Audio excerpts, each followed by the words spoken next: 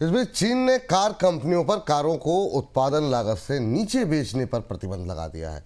कारों को उत्पादन लागत से नीचे बेचकर चीन की कुछ कंपनियां प्रतिस्पर्धा खत्म कर रही थीं और बाजार में मोनोपोली जैसी स्थिति बना रही थीं। जनवरी के दौरान चीन में कारों की बिक्री में गिरावट भी देखी गई। बिक्री 20% घटकर 14 लाख गाड़ियों की रही। सर, ये जो सख्ती दिखाई जा रही है चीन के अंदर, आपको नहीं लगता कि इससे उनकी जो इकॉनमी है उसमें थोड़ी सी सुस्ती देखने को मिल सकती है? चीन अपना एक स्ट्रांग एंटी डिफ्लेशन प्लान लागू कर रहा है और उस प्लान के तहत ये फैसला किया जा रहा है कि जहां जहां अतिरिक्त क्षमताएं हैं, एडिशनल कैपेसिटीज़ हैं, उनको कम किया जाए। आपको याद होगा विपुल जी, और दर्शकों को भी याद होगा कि पिछले साल चीन की सरकार ने अलग अलग मौक़ों पर अपनी ऑटो कंपनियों को स्पष्ट रूप से चेतावनी दी थी कि अनफेयर प्राइस वार न की जाए, कीमतें न घटाई जाएं, क्योंकि इससे अर्थव्यवस्था में डिफ्लेशन का प्रेशर बनता है। और वो डिफ्लेशन का उसके बाद भी कंपनियां नहीं मानी, बल्कि चीन की जो ऑटो कंपनियां थी उन्होंने तो दुनिया में भी सस्ती कारें निर्यात की। लेकिन अब बीजिंग की तरफ ने सरकार ने का जो state administration of market regulation है, SAMAR बोलते हैं, उसने ये ऑर्डर जारी कर दिया है कि कोई भी कंपनियां जिसके कोर प्रोविजंस है उसके कोई भी कंपनी अपनी कीमतों को एक सीमा से अधिक नहीं घटाएगी। कोई भी व्हीकल टोटल कॉस्ट से नीचे नहीं बेचा जाएगा। इसमें फैक्ट्री कॉस्ट ही केवल नहीं है, इसमें एडमिन की, फिनांसिंग की, मार्केटिंग की और सेल्स के जो एक्सपेंसेस हैं वो सब शामिल करके एक टोटल कॉस्ट निकलेगी व्हीकल की, और उससे कम कीमत पर उसे नहीं बेचा जाएगा। ये पूरी कोशिश ये है कि चीन की अर्थव्यवस्था में डिफ्लेशन का दबाव उसे कम किया जा सके। जी।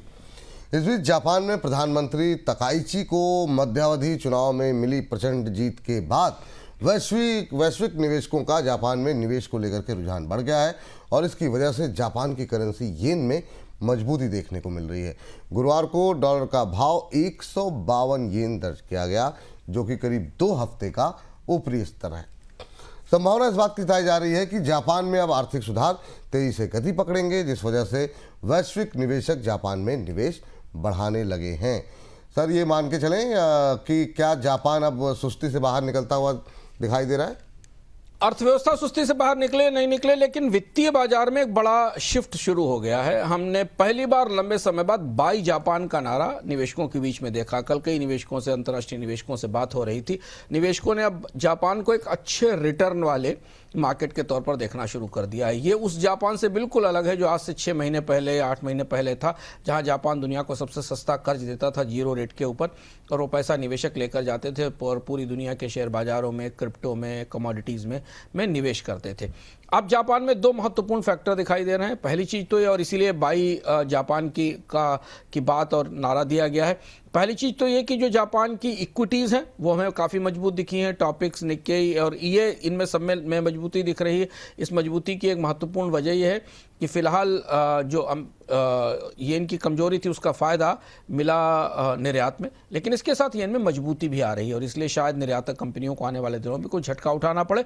लेकिन जापान में बॉन्ड पर अब अच्छे रिटर्न मिलेंगे। तक हमने कल आपको बताया था कि तकाइची चुनाव जीत कर आई हैं। उससे पहले उन्होंने एक बजट जारी किया था जिसमें बहुत सारी रियायतें दी गई थी, जिससे खपत बढ़ने की संभावना है और इसके बदले जापान की सरकार और ज़्यादा भारी कर्ज लेगी। जापान दुनिया में सबसे ज़्यादा डेट टू GDP रेशियो वाले देशों में शामिल है। तो इस व्यवस्था से कि जापान ज़्यादा कर्ज लेगा, ये भी कहा जा रहा है कि करेंसी बाजार में थोड़ा बहुत इंटरवेंशन हुआ है और इस वजह से जापान में येन में मजबूती आई है और बॉन्ड्स पर अब रिटर्न पॉजिटिव होना शुरू हुआ है। तो ये पूरी दुनिया के जो वित्तीय बैलेंस है उसमें में बड़े परिवर्तन करेगा। येन की मजबूती का दूसरा नाम डॉलर की कमजोरी है और इसीलिए हमने डॉलर की कमजोरी के कारण गोल्ड और सिल्वर के प्राइसेस में भी वापस रिकवरी होती हुई देखी थी। जी।